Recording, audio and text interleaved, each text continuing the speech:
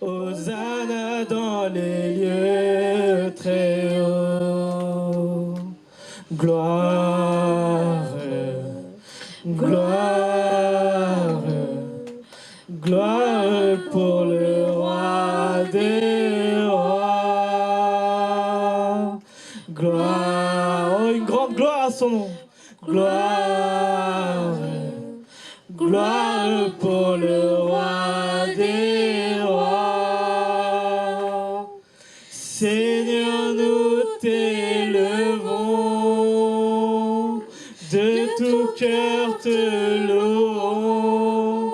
Sois exalté, Seigneur mon Dieu. Gloire pour le roi des rois. Hosanna, Hosanna, Hosanna, Hosanna dans les lieux très hauts. Hosanna, Hosanna, Hosanna dans les lieux très hauts. Hosanna dans les lieux très hauts. Hosanna dans les lieux très hauts. Hosanna dans les lieux. Continuons jusqu'à ce que nous nous fatiguons, Seigneur. Seigneur, tu mérites gloire en cette journée, Seigneur. Tu nous as amenés, Seigneur. Tu nous as protégés, Seigneur. Tu nous as gardé cette joie, Seigneur. En cette journée, gloire à ton nom.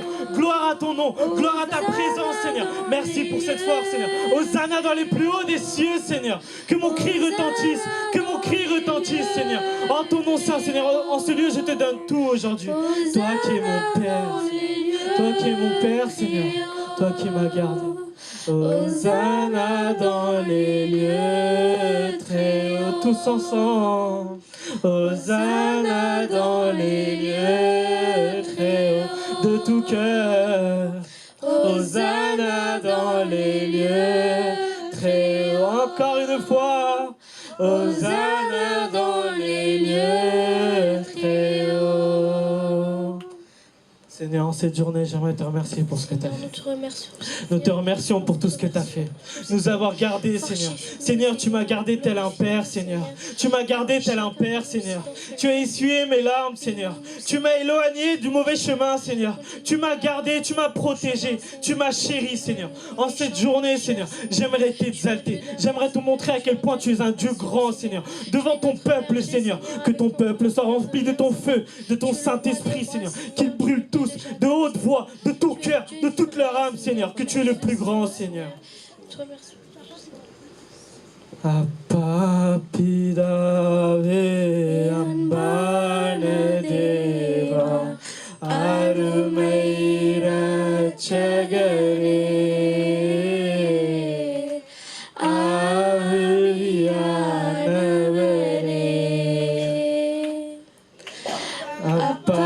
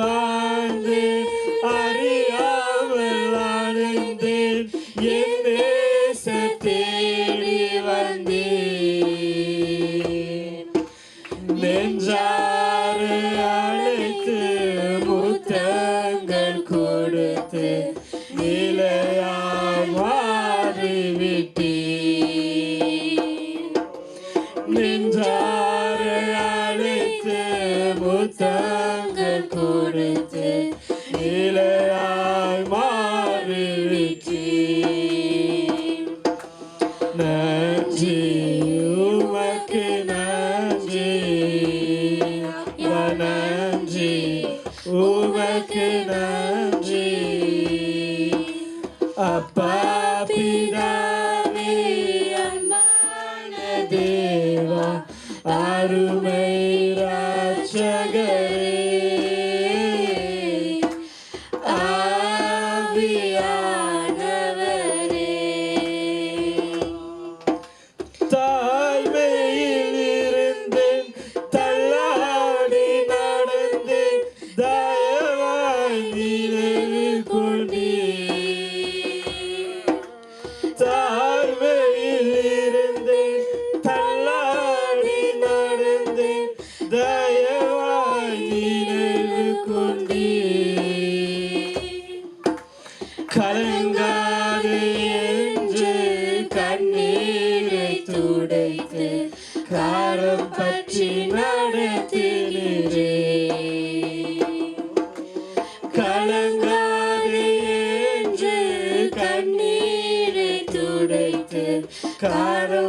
காப்பாற்றி நடத்துகிறீர் சேர்ந்து நன்றி உமக்கு நன்றி tous ensemble dis-le de votre cœur நன்றி உமக்கு நன்றி அப்பா பிதாவே அன்பான தேவா அருமை இரட்சகரே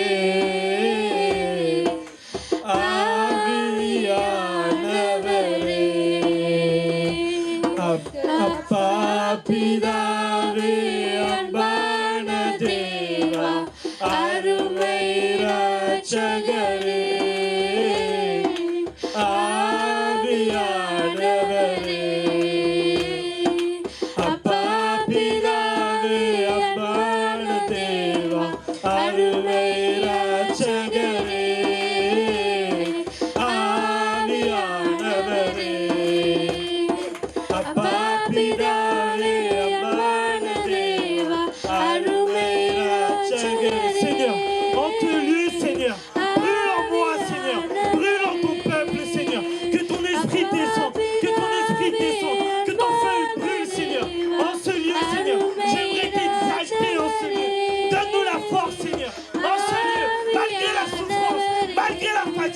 Je serai là, Seigneur. Tu étais pas père pour moi, Seigneur. Tu étais mère pour moi, Seigneur. Criez son nom. Oh, son nom saint. Oh, son nom saint. Criez-le. Glorifiez-le.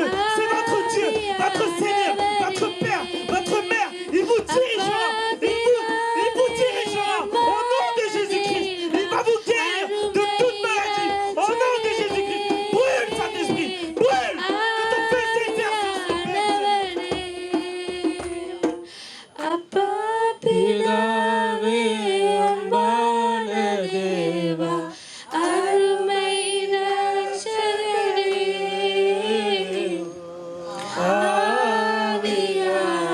ஆவியானவரே. Merci Seigneur de nous avoir écoutés. Tel un père, tu m'as gardé. Tel un père, tu m'as gardé, tu m'as protégé. Quand j'étais fatigué, tu étais là. Telle une mère, tu m'as chéri, Seigneur. En ton nom saint, je le dis devant tout ton peuple. Je le dirai devant autant de personnes. Ta volonté, je porterai. Ta volonté, je chercherai. En ce lieu, cherchez sa volonté. Cherchez où il veut me diriger. En ce lieu, Seigneur, dirige-moi, fortifie-moi, Seigneur. Aide-moi à marcher, Seigneur. En ton lieu, Seigneur. En ce lieu, Seigneur. Aide-moi à marcher, Seigneur. Aide-moi à traverser cette montagne, Seigneur. Ne déplace pas cette montagne, mais aide-moi à la traverser. Aide-moi à la surmonter. Que peu importe les épreuves, montre-moi ta présence. Montre-moi ta gloire. Montre-moi ton amour, Seigneur. Toi qui es à ma droite, Seigneur. Toi qui ne m'as jamais laissé, Seigneur. Toi qui ne m'as jamais abandonné. Tu m'as dit que tu ne m'abandonnerais pas. En ce lieu, je ne me découragerai pas. Ton amour est plus grand que tout. Jésus est avec moi, je suis inarrêtable, Seigneur. En ton nom saint, Seigneur. Que ton nom mérite gloire, Seigneur. Que ton nom mérite gloire, Seigneur. Que ton esprit descende. Que ton esprit descende. Je continuerai de marcher, Seigneur. Selon ta présence, Seigneur. Selon ton amour, Seigneur.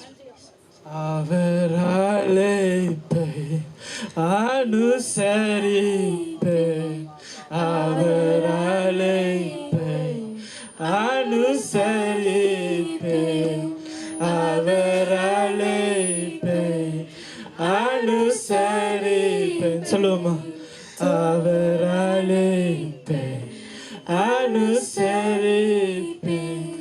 தொன்று செய்வேன் என் ஆண்டவர்க்கே எல்லாரும் தொன்று செய்வேன் என்றும் தொன்று செய்வேன் என்றும் தொன்று செய்வேன் என் ஆண்டவர்க்கே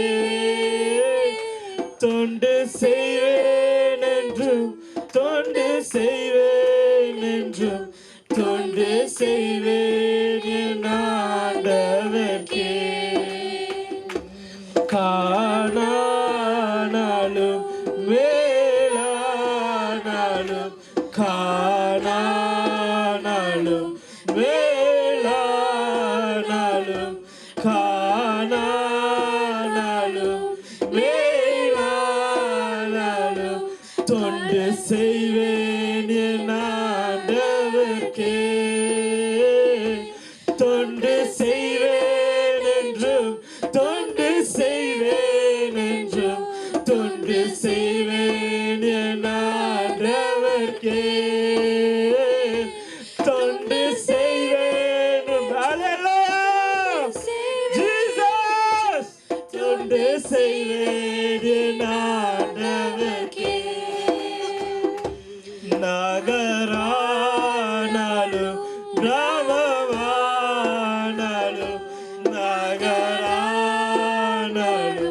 கிராமமானாலும்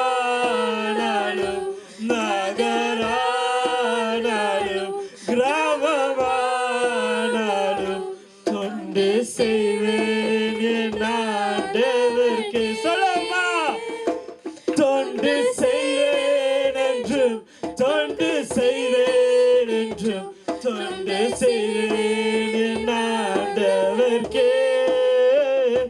தொண்டு செய்வேன் என்றும், தொண்டு செய்வேன் என்றும், தொண்டு செய்வேன் என் ஆண்டவர்க்கே. லாபமானாலும் நஷ்டமானாலும், லாபமானாலும் நஷ்டமானாலும், லாபமானாலும் நஷ்டமானாலும் தொண்டு செய்வேன் என் ஆண்டவர்க்கே. தொண்டு செய்வேன் என்றும், தொண்டு செய்வேன் என்றும், தொண்டு செய்வேன் என் ஆண்டவர்க்கே. மழையானாலும் வெயிலானாலும், மழையானாலும் வெயிலானாலும், மழையானாலும் வெயிலானாலும் தொண்டு செய்வேன் என் ஆண்டவர்க்கே. தொண்டு செய்வேன் என்றும், தொண்டு செய்வேன் என்றும், தொண்டு செய்வேன் என் ஆண்டவர்க்கே. தொண்டு செய்வேன் என்றும், தொண்டு செய்வேன் என்றும், தொண்டு செய்வேன் என் ஆண்டவர்க்கே. என்றும், தொண்டு செய்வேன் என்றும், தொண்டு செய்வேன் என் ஆண்டவர்க்கே. En ce lieu, Seigneur, j'aimerais te glorifier encore une fois. Encore une fois, je vais te donner ma volonté. Je vais chanter encore une fois pour t'exalter de toutes mes forces, Seigneur. Encore une fois, Seigneur. Encore une fois, Seigneur, je vais t'exalter. En cette journée, peu importe la pluie, peu importe le soleil, peu importe la souffrance, peu importe le bonheur, je serai derrière toi. Je porterai ton fardeau, Seigneur. Je porterai ta croix, Seigneur. En ce lieu, Seigneur, j'aimerais te remercier, Seigneur. Que ta volonté descende dans ce lieu, Seigneur. Que ta volonté descende dans ce lieu, Seigneur. Que ton feu descende dans ce lieu, Seigneur. Que ce lieu soit rempli de ton feu et de ton esprit, Seigneur. Que ton feu descende, Seigneur. Que ton feu descende, Seigneur. En ton nom saint, Seigneur. Glorifiez son nom, Seigneur. Glorifiez son nom, Seigneur. Amen, alléluia pour son grand nom, Seigneur. Alléluia pour son nom, Seigneur. En ce lieu, Seigneur, glorifiez-le. C'est votre roi des rois. Il vous a gardé, il vous a protégé, il vous a gardé, Seigneur. Il s'est crucifié pour vous, Seigneur. Notre Père qui es aux cieux, que ta volonté soit faite sur ciel et terre, que ton nom soit sanctifié. Je prie au nom de Jésus-Christ. Amen. அல்லேலூயா. வாலிப பிள்ளைகளே, உங்களை இயேசு ராஜாவின் நாமத்தில் வாழ்த்தி வரவேற்கிறேன். தேவன் உங்கள் ஒவ்வொருவரையும் ஆசீர்வதிப்பாராக. Tous les jeunes qui sont venus ici, je vous invite au nom de Jésus-Christ. இந்த நாளில் கூட இந்த செய்திக்கு ஆதாரமாக ஒரு வசனத்தை நாங்கள் எடுத்து வாசித்து நாங்கள் தொடர்ந்து கடந்து செல்ல போகிறோம். On va prendre un verset biblique et on va lire cet verset. எபேசியர் 5ஆம் அதிகாரத்தில் 16வது வசனம் இப்படியாய் சொல்லுகிறது. அதை நாங்கள் வாசிக்க கேட்போம்.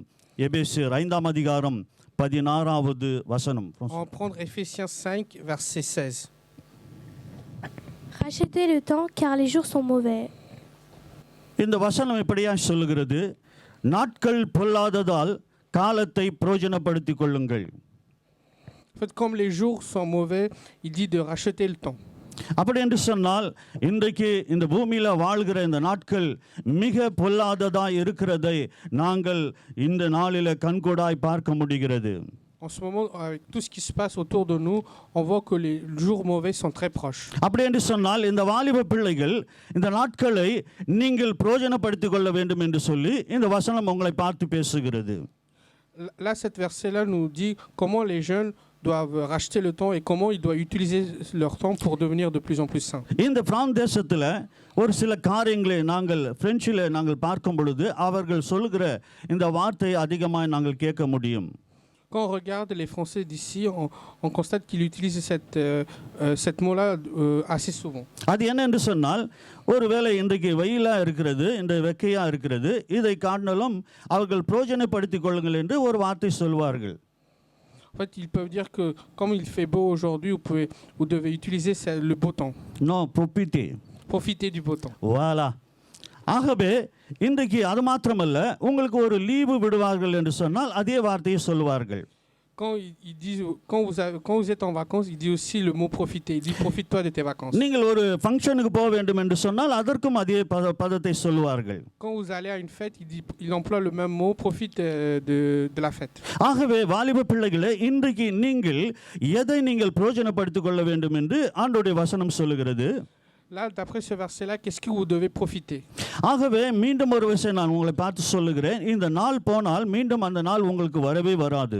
Si cette journée-là il est partie, elle peut jamais le revenir. ஆகவே தான் போதகர் எப்பொழுதும் சொல்லுவார், இந்த பிறந்த நாள் காணும் பொழுது ஐயோ பரிதாபம், ஒரு ஆண்டு போயிட்டு அவர்கள் வயசு ஆயிட்டு என்று சொல்லி அவர் சொல்வது உண்மை.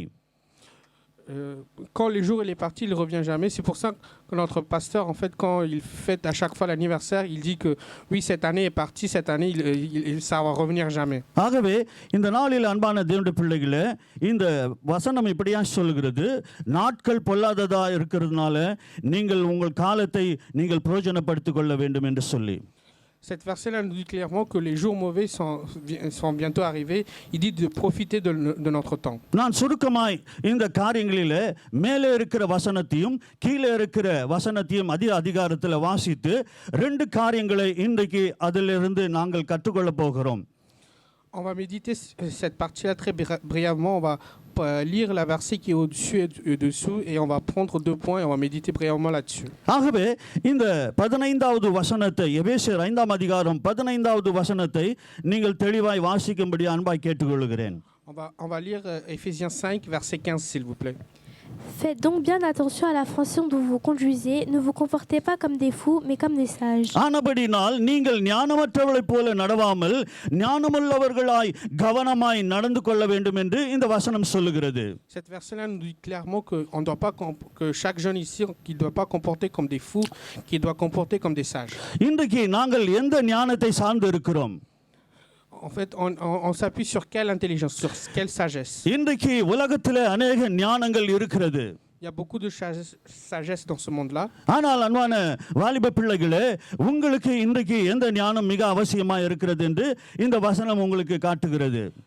D'après ce verset-là, vous croyez que quelle sagesse est important pour vous dans votre vie? நாங்கள் நல்ல ஞானமா தான் நடந்து கொள்கிறோம் என்று अनेக வாலிப பிள்ளைகள் உங்க மனசுல இப்பயும் நினைக்கலாம், நீங்கள் சொல்லலாம்.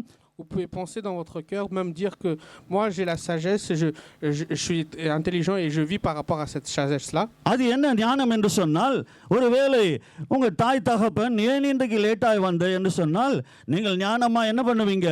ஏதோ ஒரு காரியத்தை செய்துவிட்டு நீங்கள் வந்து என்ன சொல்லுவீங்க? இல்ல எனக்கு ட்ரெயின், இல்ல எனக்கு பஸ் கிடைக்கல என்று சொல்லி நீங்கள் ஞானமாய் பதில் சொல்லுவீர்கள்.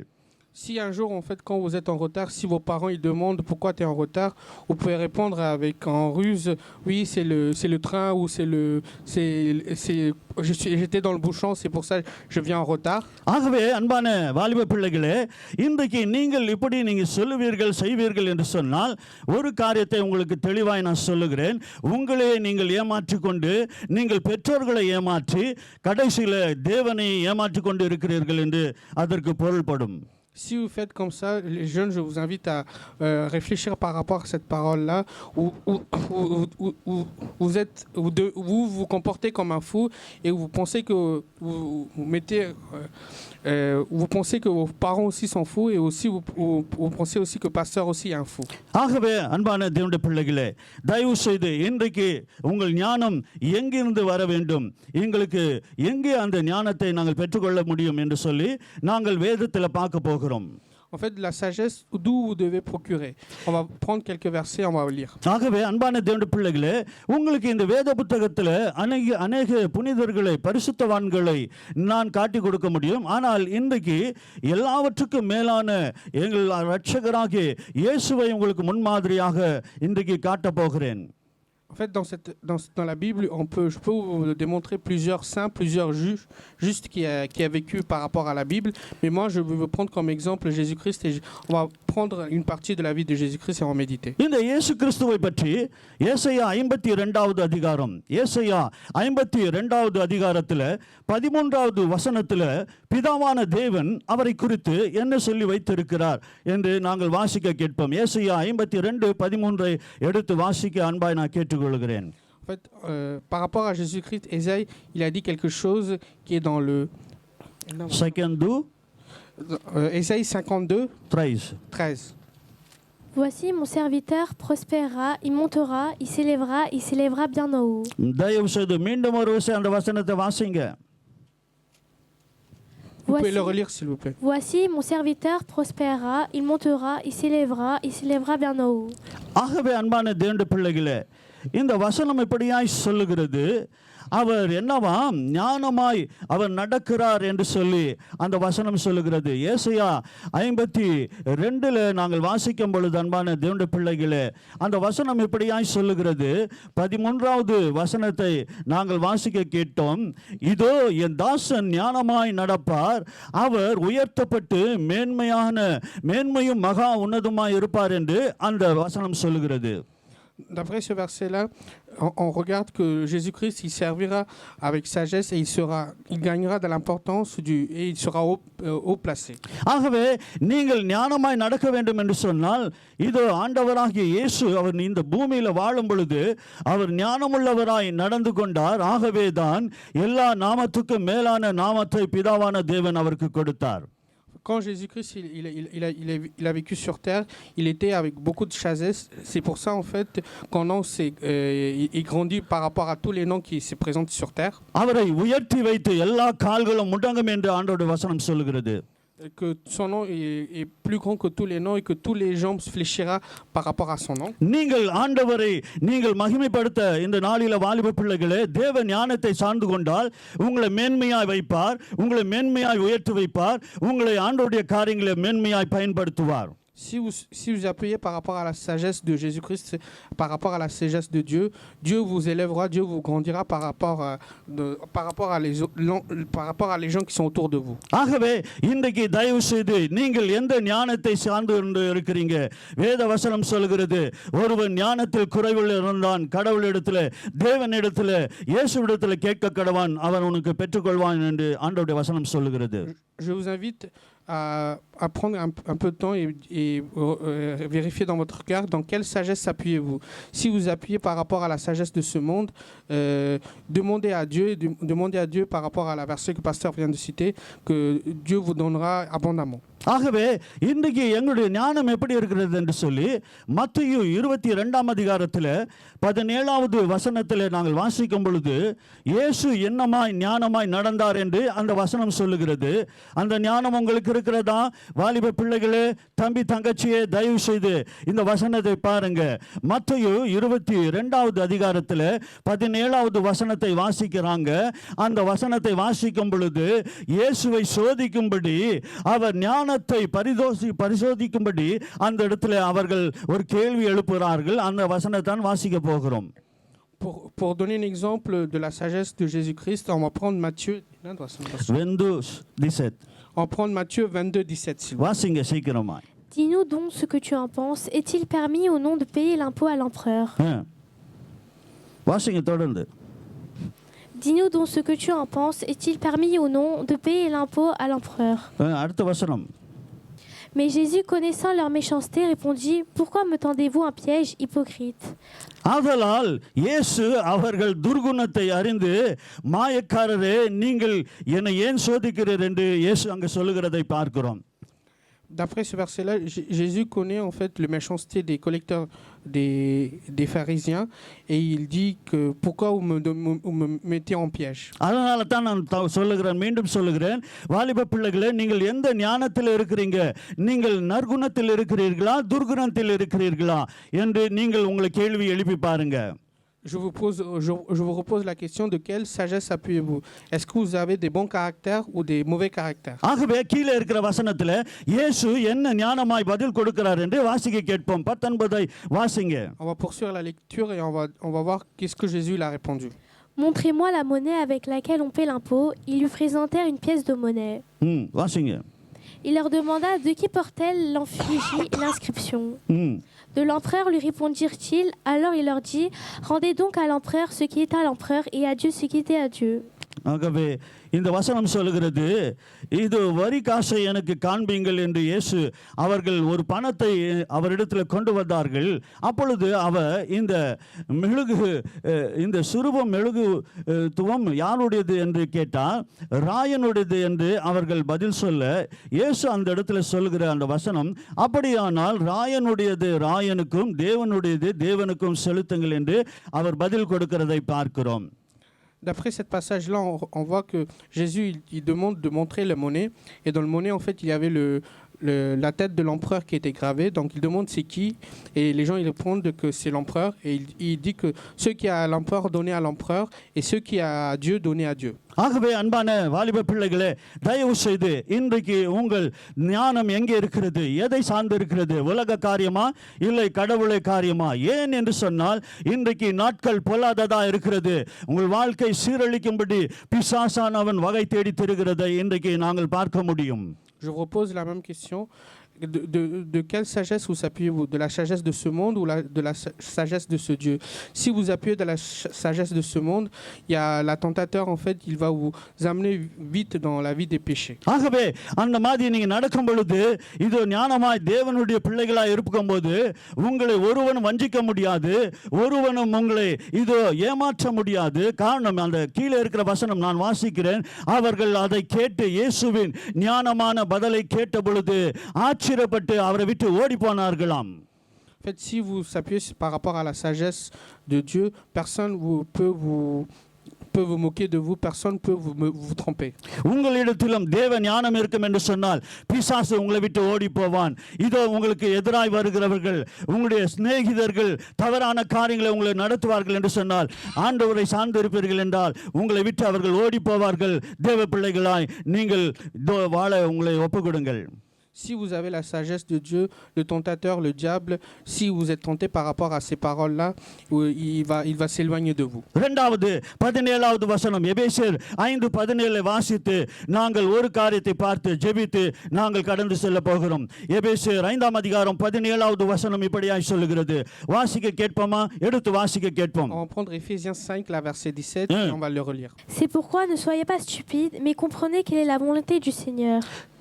ரெண்டாவது இந்த வசனம் சொல்லுகிறது, இந்த நாட்கள் பொல்லாததா இருக்கிறதுனால நீ மதியற்றவளா இராமல், மதியற்று என்று சொன்னால் பிரான்சில் நான் நினைக்கிறேன் பேத் என்று சொல்வார்கள். En fait, quand on n'a pas l'intelligence, le mot exact qui veut dire c'est bête. C'est vrai? C'est vrai. Voilà, c'est vrai.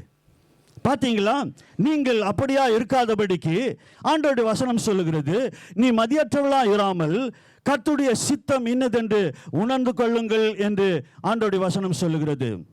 En fait, quand on n'a pas l'intelligence, on est, d'après ce que l'a dit pasteur, on est bête, mais dans la verset, il a dit que les gens ils sont stupides.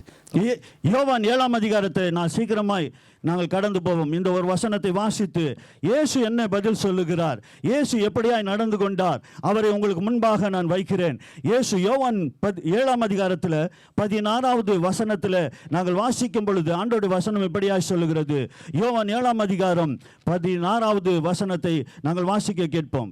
Comment Jésus l'a comporté? Pour voir ça, on va prendre Jean 6, verset 17. 7, verset 16. வாசிங்க. Jésus leur répondit, ma doctrine n'est pas de moi. Jésus leur répondit, என்னவா இயேசு என்ன சொன்னாராம்? அவர்களுக்கு பதில் கொடுக்கிறாராம். என்ன என்று சொல்லி பார்க்கும் பொழுது இயேசு அவர்களுக்கு பிரதியுத்தரமாக வாசிங்க.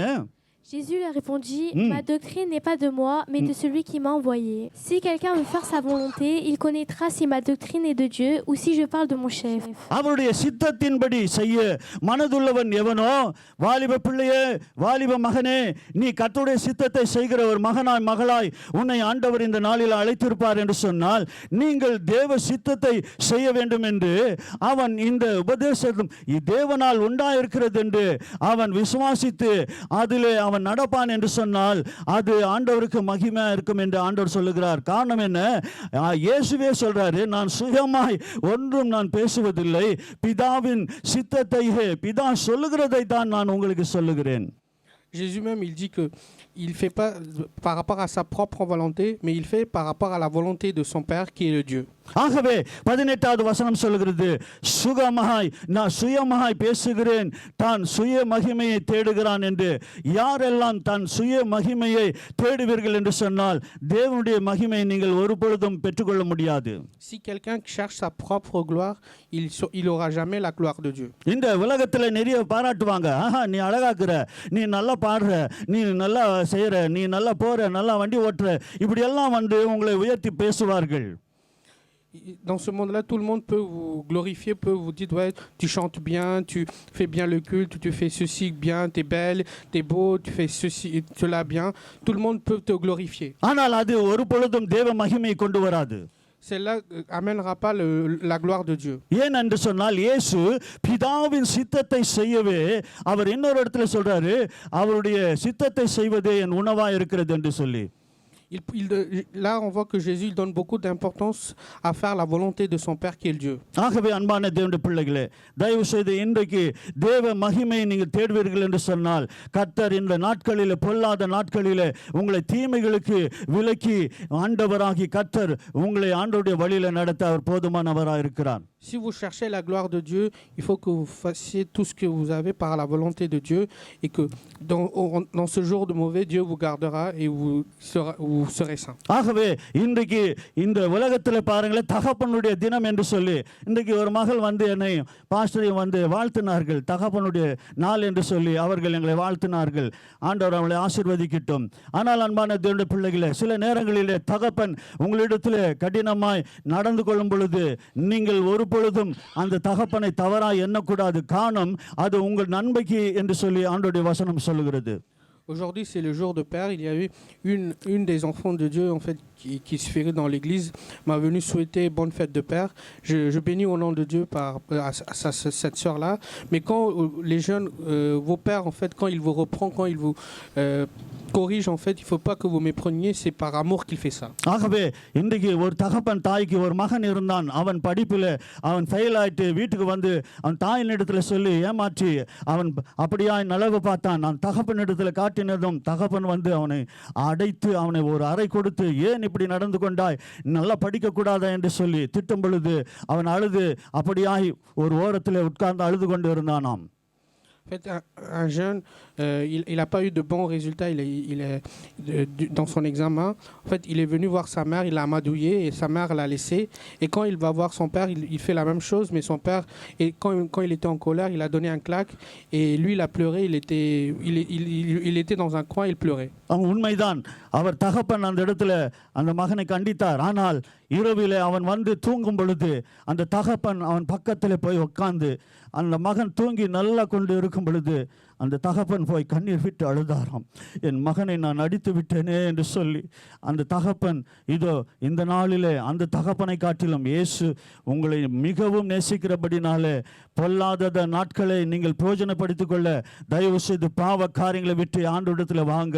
ஆண்டவர் உங்களை வழி நடத்துவார். எல்லாரும் எழுந்து நின்று நாங்கள் ஜெபிப்போமாக. C'est vrai que quand il a donné la claque, l'enfant il était triste et le père en fait après que l'enfant il est dormi, lui aussi il était attristé, il a pleuré parce qu'il a fait du mal à son fils. எல்லாரும் கண்களை மூடுவோம், நாங்கள் ஜெபிப்போம். இந்த காலம் பொல்லாதது, உன்னை இயேசு அழைக்கிறார். மகனே மகளே வாலிப பிள்ளைகளே, நீ வாழும் வாழ்க்கைதான் அது வாடகை வீடுதான். இந்த காலம் பொல்லாதது, உன்னை இயேசு அழைக்கிறார். அன்பின் ஆண்டவரே, இதோ இந்த வேளையில ஒவ்வொரு வாலிப பிள்ளைகளை நீ தொடுவீராக. இந்த நாட்களை உமக்காக பிரயோஜனப்படுத்திக் கொள்ள உதவி செய்வீராக, வழி நடத்துவீராக. இயேசு ராஜாவின் நாமத்தில் பிதாவே. போன்சேல அவங்க ஜெபித்து முடிப்பார்கள். ஜெபிங்க. Jésus, nous te remercions pour le culte, Seigneur. Jésus, nous te remercions pour le début jusqu'à la fin. Tu étais là, présent, et tu nous as guidés, Seigneur. Nous te remercions pour ça, Seigneur. Jésus, nous te remercions pour le message que tu nous as donné, Seigneur. Jésus, nous te remercions pour le culte, Seigneur.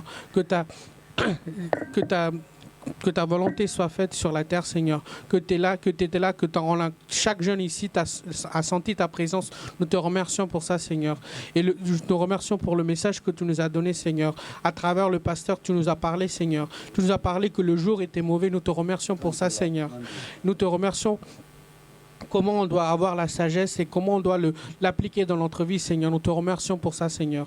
Et que chaque jeune présent ici, Seigneur, qu'il a la sagesse de Dieu en peu, Seigneur, qui te demande à toi, Seigneur, qui le récupère abondamment, Seigneur. Nous te remercions pour ça, Seigneur. Au nom de Jésus-Christ, nous te remercions. Amen.